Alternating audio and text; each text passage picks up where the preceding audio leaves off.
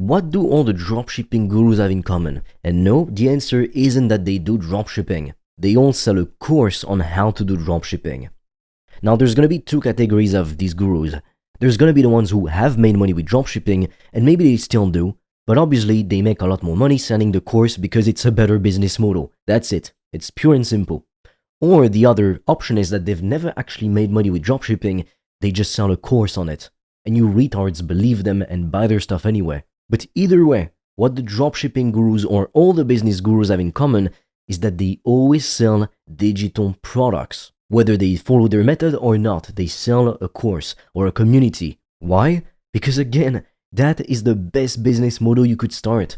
And you don't need 5K to 10K to start it. You just need a knowledge on a specific area or simply a passion, and then you start posting content around it and you sell a course around it or coaching or a school community.